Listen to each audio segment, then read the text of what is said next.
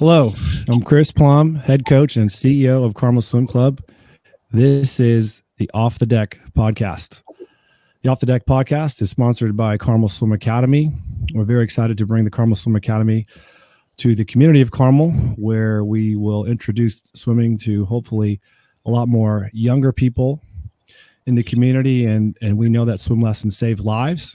And we look forward to being able to bring that to our entire community and to make a difference through the swim lessons. It can reduce the risk of drowning by 88%. We're also sponsored by the Gain Network and Gain Swimming. You could sign up for our Carmel clinic coming up in September in Carmel, Indiana. We are going to do that in person, and you can look that up at www.thegainnetwork.com/gainswimming. Gain Swimming is the gold standard for dryland training. So our guest today is Todd Adams. Todd Adams is the president and CEO of the Pension Fund for the Christian Church. He is a certified governance trainer, and he is the father of a fantastic swimmer in person that we had come through Carmel, Claire Adams. I think he is one of the people that helped transform kind of how we thought about our governance model at the Carmel Swim Club. And I think he's probably the main reason I am now head coach / CEO of the Carmel Swim Club. And it was, I think, a big investment that we made at the time. So Todd, welcome to the show. How are you today? I'm well, thanks, Chris. Good to be with you. Yeah. So why don't we start back at the beginning before you came? And obviously we were here for swim lessons and to teach people the importance of that. So can you talk about your first experience maybe with Claire and getting her in the water, and then how you came to Carmel? Well, when we moved to Indiana from Houston, we really focused on the kids' education and what was the best school district. Did a lot of research on the elementary schools, moving a fourth grader and a first grader, and looked for ways to get the kids socialized. In Houston, Claire was a little summer league swimmer because it's so hot that everybody goes to the pool in the summer. And if you want to go to your neighborhood pool, you have to be on the swim team because they kind of take over the pools in the summer, especially in the evenings. And she also was doing ballet. And since swim was going to be 2, maybe 3 days a week, we told her she needed to choose between swim or ballet, that she couldn't really do both time-wise. And she said, well, I'll go to the swim tryouts or the week before the ballet tryouts. And if I make a certain group and make the team, then I'll become a swimmer. And if not, I'll go do the ballet tryouts and we'll do ballet. And she came out beaming because she had made what was then the dolphin group, which meant she was, I think, proficient in the 4 strokes and could swim the length of the pool utilizing each of the strokes. And so that's really where things got started. We knew nothing about USA Swimming, nothing about Carmel Swim Club, nothing about the Carmel High School girls swimming. Just thought we were joining a little local community, swim club like we had been a part of in Houston. And since it was so cold in Indiana, since it was like 70 degrees in September, we thought, oh, swimming's an indoor sport in Indiana because you need something to do here in the winter. Well, I would say we're so glad that swimming tryout was before the ballet tryout. Otherwise, it could have been a different story, right? But your daughter's probably way too tall for ballet. Yeah, so you didn't know what you were getting into. Maybe you wouldn't have gotten into it. I don't know. But so she joined swimming. She's in the dolphin group. What was your first experience like with swimming, and what advice maybe do you have to that parent out there who's just started to get into the sport? Great question. I mean, first getting started was the nervousness, getting over the nerves of dropping off your fourth grader at this massive high school facility, and is everything going to be okay? And you slowly kind of work your way into the process. And so it goes from dropping off out on the circle to dropping them off at the natatorium to, with Claire, it was then dropping her off at the airport to fly to Singapore. And so some advice that I wish probably I had been given as a parent, and maybe some advice that I shared, I think, with Joe and Janice Patch as Kelly was taking off, was really trust the process. They're going to get you move in increments with your kids. And it's actually words that Missy Franklin's parents shared with us at the World Trials here in Indy, and just said, you get more comfortable with every step. So sending them on a travel trip, not being afraid of that, and having them travel with the team, even if you're going to be there, is about preparing them for swimming at a meet out of state, is about preparing them for going to the Olympic training centers, is about that's about preparing them then to go on to a junior or a national meet, or maybe even a meet where you can't go as a parent because there's only so much time to take away from work and so many resources in a family.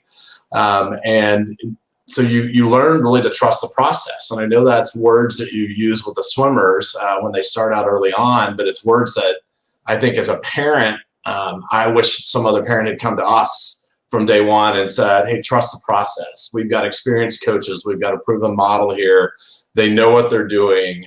Not that I feel like we were ever parents that really questioned or challenged training methods, because I know nothing about swimming beyond jumping off a boat dock as a kid in the lake. So I had no ability to say that was a great swim or that was a bad wall or anything along those lines, and really didn't know Claire's times most of the time.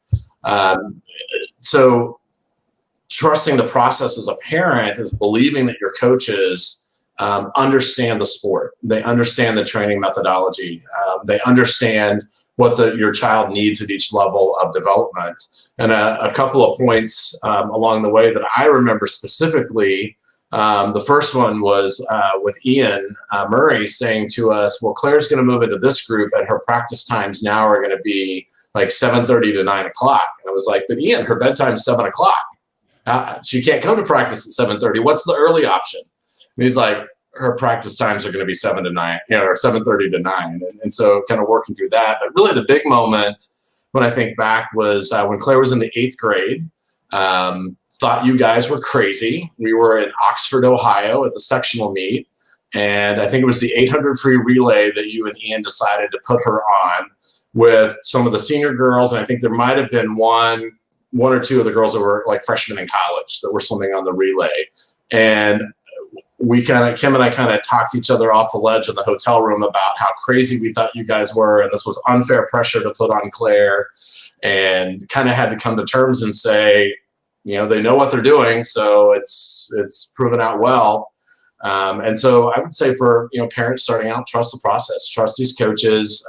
They've got a proven track record, and they've developed multiple athletes, over the years, and just trust the steps that they're taking your child through. With helping your child to achieve their best level of performance, regardless of what level that turns out to be.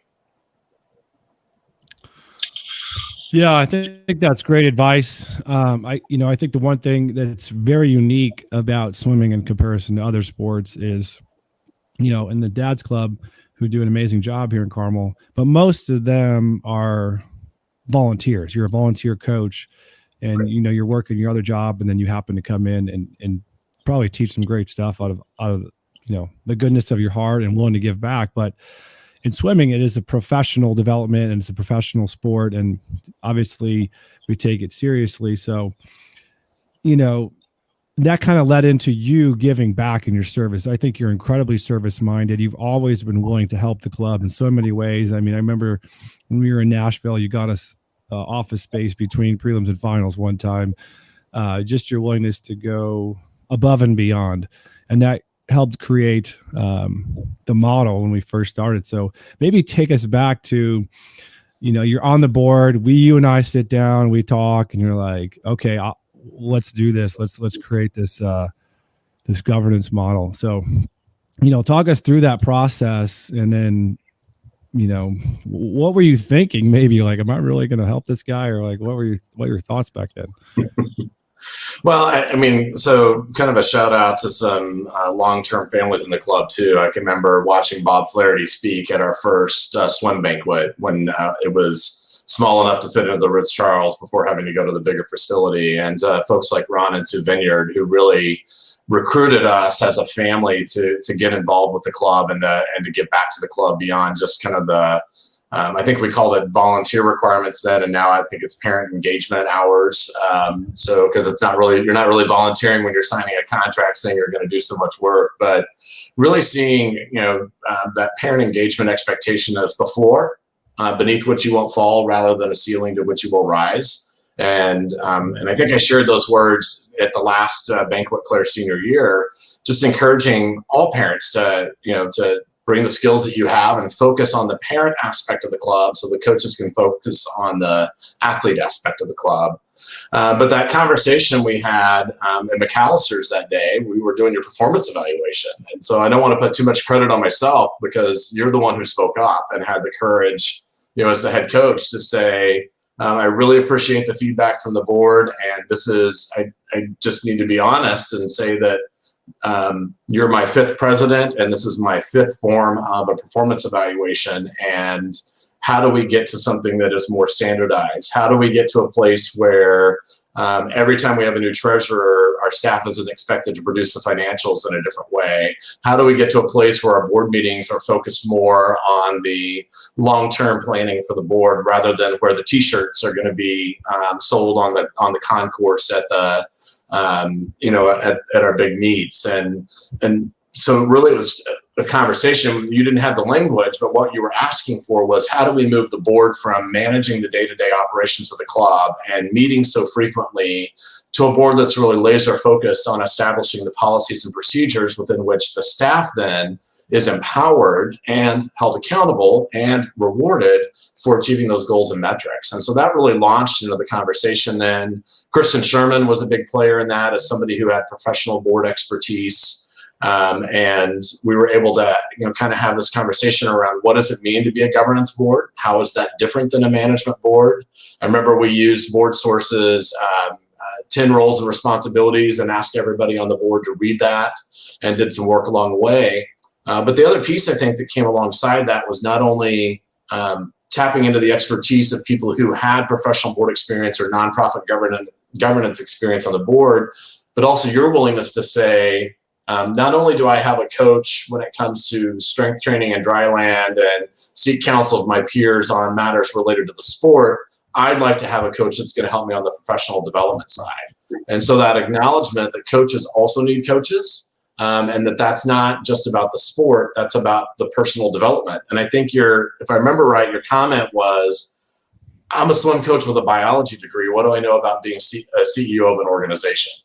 And so that's where we connected you with Phil Berge, and I think that's been a really great relationship that you all have maintained over the years. And so really it was your willingness to say, our current model doesn't work, and it was 3 or 4 members of the board and our willingness to say, there is a model that does work, and maybe it's time for us to move from a mom and pop shop and a small club to truly being this community club with a national presence, and refocusing the work of the board, getting a board agenda, getting a board that only has to meet 3 or 4 times a year, getting the board focused on the long-term planning, the strategic thinking, the generative thinking, and out of the day-to-day operations of the club. And I think that conversation was the pivotal point, and then strong voices in the organization stepping up and agreeing that, yes, this is the direction we need to go. Yeah, Todd, it's wonderful advice. And I remember going back to that time thinking it was incredibly frustrating to continually receive different feedback. So my advice to all the coaches out there is, look, you've got to treat this like a business, and you've got to run it like a business. I mean, you certainly have to have the soft touch with athletes and coach them, but you have to use a different part of your brain and different part of your thinking to develop professionally. And I know from my point of view, especially in Carmel, right, you're dealing with professionals each and every day. This is what they do for a living. And if you expect to have the respect of your people, you need to follow and live up to that same degree of standard they hold themselves to. And that was certainly a challenge for me, but you grow into it. And your advice on the coaching too, a lot of people say, wait, you have a coach?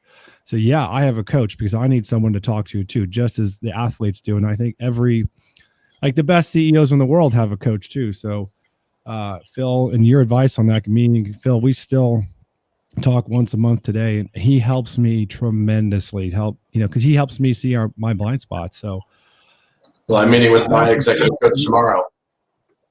So yeah. I have one too. I mean, everybody who's successful has somebody else who's helping them look in and push them on their growing edges and help them see what they can't see within themselves. Right. And we all have blind spots. So, I kind of went off a little piece there about that. But let's say you're a coach listening, and you're thinking about, you want to take your club to the next step. What advice would you pass on to them? Because who would you recommend they talk to someone in their club, or would you go outside, or how would you work that today, do you think? I would say definitely find your conversation partner. So who is that kind of coach in the room or that advocate in the room for shifting the model? I think the board I came into 3 years or 2 years before that conversation, I guess it would have been 3 years because it was the end of my first year as president,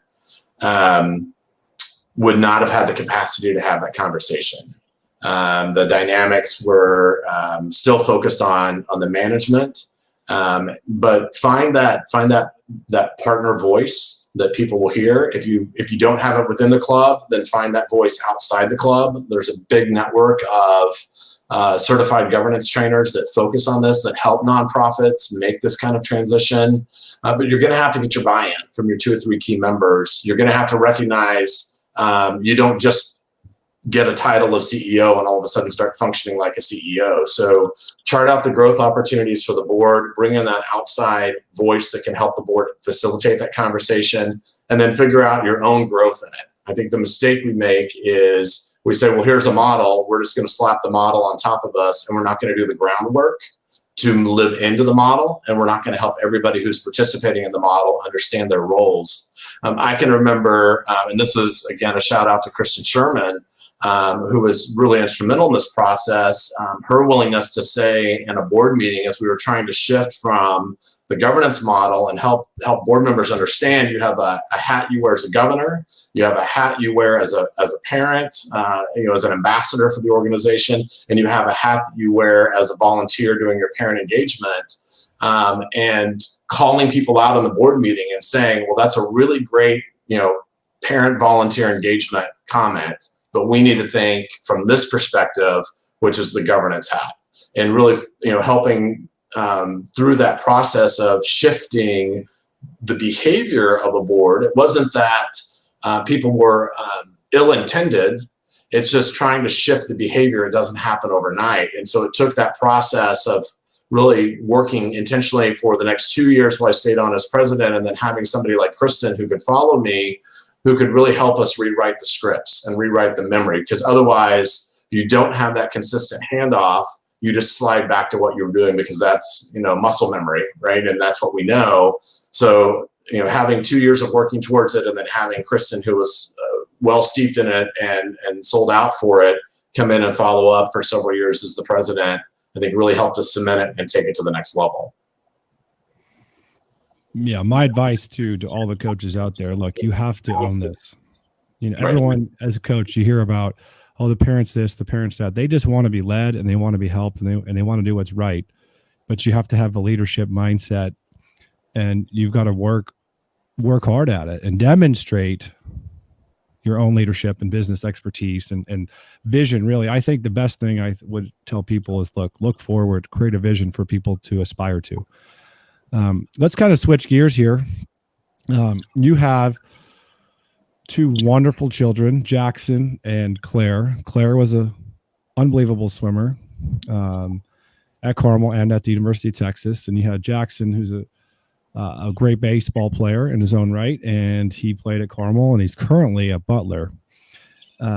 So you have a unique experience to have great athletes, 2 different sports, one male, one female. What do you think some of the differences and similarities were between them and growing up and becoming these wonderful people and athletes? Well, I mean, the thing I always joke about is athletic genes are clearly recessive traits, because their mom and I were not athletic at all. I ran cross country because it required no hand-eye coordination or parental involvement. And I think their mom played in 1 inning of 1 softball game. And that was the extent of our athletic careers. So the fact that we have 2 D1 athletes is pretty remarkable. But when I think about similarities, I think we always believed that it takes a village to raise your kids and to raise them in a healthy fashion. and that we can look back on our own lives. And for us, it was our youth pastors growing up that were great influences on us, and kind of that third parent. And so not being afraid for our kids to find that third or fourth parent who is mentor, confidant, believes in them, and it's going to be a part of their life forever. And so we're fortunate, I think, with both the kids that we found that, and that helped to develop them. For Jackson, it was, a baseball coach that was a volunteer parent that played college baseball, and also a hitting coach that he latched on to in 7th grade, and still checks in with Ryan and Kurt today to say, here's what's going on in life. Here's where I'm frustrated at the plate or with the coaching staff. And so they are, dad 3 and 4, and that's a gift. That's not threat. That's a gift. And for Claire, Ian, and you, and at major life points, have been there to celebrate great swims and frustrating swims and untimely broken hands, and all the parts and pieces that go with life. And when you have those outside influences on your kids that are constant and consistent and healthy, it just makes them better. And it teaches them the coping skills that they need to be able to deal with life. No one's life is going to be 100% smooth and golden their entire life. And so learning to deal with adversity, learning to, trust other people. And it kind of comes down to that saying, I forget which college softball coach it was, but uncoachable kids become unemployable adults. And having gone through the experience of, 2 athletes going through programs, I look for that in hiring. So I would also, just a shout out to all the athletes out there, put it on your resume, because anybody who knows the time management skills that you've developed and the commitment and dedication to rise to that level in a sport, to be able to play either at a large high school or beyond high school, that says something to them as an employer. Some of the differences, I would say the gift of swimming is that a time is a time. It's not about what another parent or what happened in the last game. A time is a time. To get into a meet, there's a minimum time standard. To be on a relay, there's a minimum time standard. Coaches always make the right call as to, the right mix. No. Does anybody make the right call 100% of the time in their life? No. But a time is a time. And so it's really hard to argue with times. And training is training, and kids get out of practice what they put into it, and the training opportunities are there. And so if your kid's skipping a bunch of training, don't be mad at the kid who's coming to all the practices and having success in the pool. With baseball, it's a little more subjective in terms of, somebody can have a really great season. And or that you see them at the right moment, and you see them at the game that they were 3 for 4 and hit a couple of home runs, and had some really great at bats or made the amazing play in the field, but you didn't see the other 4 innings of the game or the game before the doubleheader where they were really struggling at the plate or made a lot of mistakes. There's a lot of subjectivity there, and so if you struggle with that as a parent, I would say put your kid in swimming. Because times are times, and stick with it. I can remember some really tearful nights and moments when, Claire was first starting out, really through kind of November of 8th grade, when her friends would get moved up and she was the slow kid trying to figure out this rapidly growing body, and coming home and, upset and distressed, and I'm not a good swimmer, and I can't do this, and then she'd catch them, and then they'd get moved up again. But times were times, and there were a reason kids were getting moved up, and then there was a reason she finally caught up and kind of grew into her body. So again, I think anytime you've got your kids involved in anything where there's an outside influence on them that's a positive influence, that's a gift you can give your kids. And anytime they can deal with adversity and have a network around them that isn't just mom and dad, that's going to help them later on in life.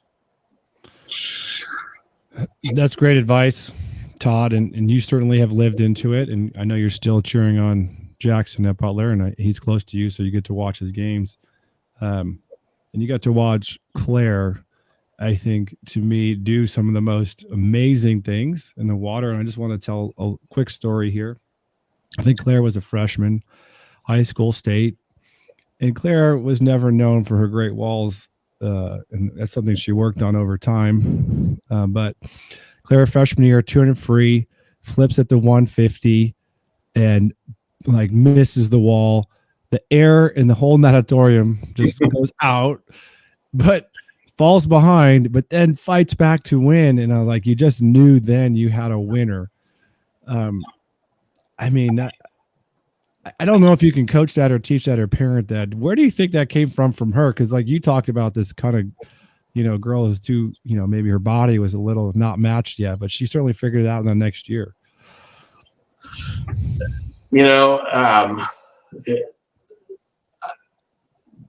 I just remember in that moment, because she was swimming the race exactly as you and Ian had told her to race. There was, and I forget the young lady's name, but she was kind of known as the rabbit in the event. And you all told her, stay on her hip, stay on her hip, stay on her hip, get to the 100 flip. I want you to pass her about halfway in the pool. And she passed her up and took the lead and then just brushed the wall and just floated to the top. Yeah. How she pulled that out, I don't know, but maybe it's all those times you all had them start in the middle of the pool, basically, right? So I think you got to credit training. I think you've got to credit, some fire in the belly there to kick it in and to catch back up and pass the field again. And again, an opportunity to face adversity and learn something from it, right? Everything's not going to go perfect every time. So if Carmel Swim Club talks about teaching excellence through swimming for life, right? So the mission of the club is the for life piece, and it's the excellence piece. And excellence is dealing with adversity and learning how to overcome it, and obstacles being in your way and learning how to face those challenges. And so I just, dumb luck, great coaching, good training, the crowd going crazy as a result. Who knows at the 175, but whatever it was, she pulled it out.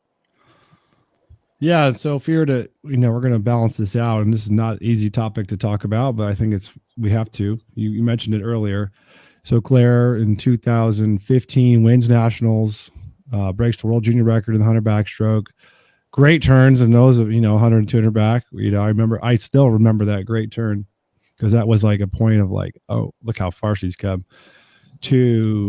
We are so excited for her. She's the second or third seed going into trials. We go to the Olympic Training Center, and I don't know how you found out. You got a call or a text or something, and Claire just breaks her hand warming up on a normal recovery day. I mean, just heartbroken.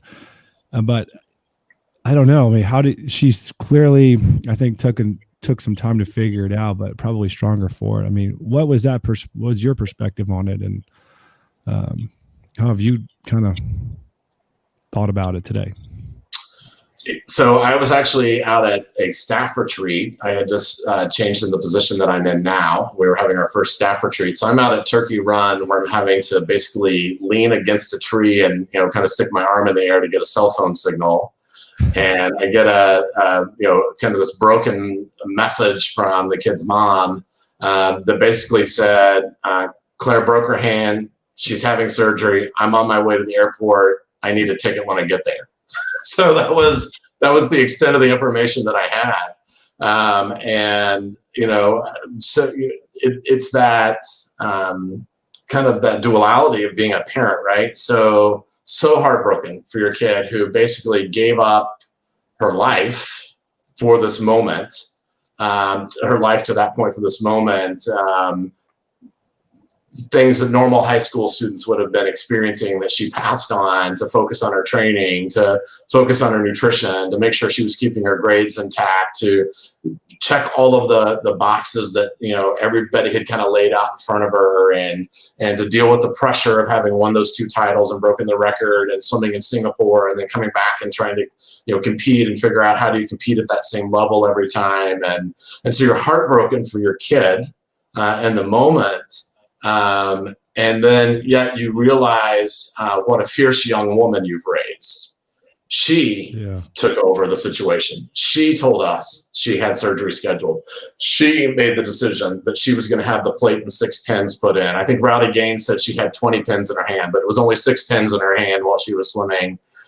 She said, I haven't put all this effort in to give up now. And so while you're heartbroken for your child, you're so proud of this fierce young woman that's emerging, that's taking control of the situation and not being overwhelmed by adversity and coping with great disappointment. And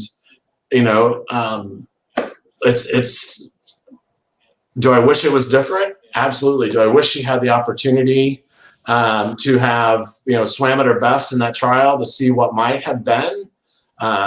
Absolutely. Do I think she'll always feel like there was something left unfinished in the pool? Absolutely. I mean, you can also say, look at COVID and NCAAs and I think she was third in the 100 back this year, going into her senior year at Texas, and COVID shuts down the championship meet right the week before the week they're supposed to leave, and yet another moment of heartbreak and adversity. And yet she's going to go into a second grade classroom with kids that deal with heartbreak and adversity every day, that are some of the most economically disadvantaged kids in the greater Denver area.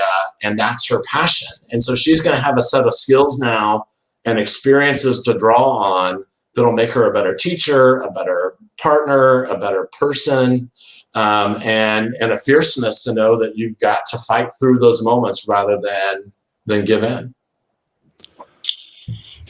And I know she certainly fought so hard at Texas to become, I don't know how many time All-American, but I think she's at peace with it now, but it definitely took some time for her to get there. But I know you kind of look at the points in your life where maybe it didn't work out, but somehow it does work out in the end. Like you go, well, okay, now I see why that happened in my life. Now I understand it. It may take some time. And she has tremendous perspective to give back. I know she's gotten on Zoom calls with our team and shared that perspective, and she just provided input. And I know that she'll be as a teacher, and she helped. She was kind of mentored by my wife, and I know they have a special relationship. And she was a Dr. Pepper athlete of the year and gave money to my wife's school. So just a really cool moment, full circle moment for our family when she did that. And my wife was in tears when Claire did that. So yeah, just fantastic. So I don't know, Todd, what haven't we covered here today in terms of swimming and parenting? Anything we haven't covered today? Oh gosh, not that I can think of. I just think I think it's so great to see where Carmel is today, with Jake and Drew making the Olympic team, and to know how long a dream that was. And so I think that should be an inspiration to other coaches and clubs that are out there. This doesn't happen overnight. So the transformation that we've talked about in the club, your transformation as the head coach and CEO, the transformation in the governance model. I remember that first board meeting that I walked into, and I wondered what I got myself into.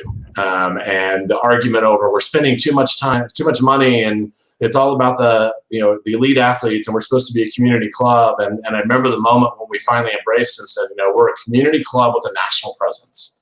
We expect this to happen. But as you said earlier, put that plan in place, do the strategic plan, but it doesn't happen overnight. So, perseverance, right? One of the core values of the club, and the opportunity to keep working at it, and eventually the reward paid off. And so congratulations to Jake and to Drew and their families for being Carmel's first Olympians, and especially to Drew being so close to being on the medal stand. But I think it tells all of us that we have to set goals in life, and hard work gets rewarded in the end. Yeah, it certainly does. And it just doesn't happen exactly when we want to, but I appreciate you coming on, Todd. I think there's a lot of things to digest here with you. You've been removed, so you have a unique perspective now. And, I know we would not be here. The Carmel Swim Club would not be here today without your guidance and your leadership. But I think hopefully we can inspire other clubs and coaches out there to take that next step to become a more professional organization. And really, I think to bring swimming as a whole in the United States up a level of professionalism can only help our sport, and who knows where it leads. But with that, we get better people, right? So, right. So, all right, Todd, appreciate Yep. Thanks for coming on. And we know, so Jackson, like you said, he's got 2 more years of baseball at Butler. Is that right? 2 more years to go. Yep. Is he still pitching now, or where is he? Is he playing out? No, right field and first base. First base. Okay. So, yep. All right. Well, thanks, Todd. We appreciate it. Take care, Coach. We'll see you.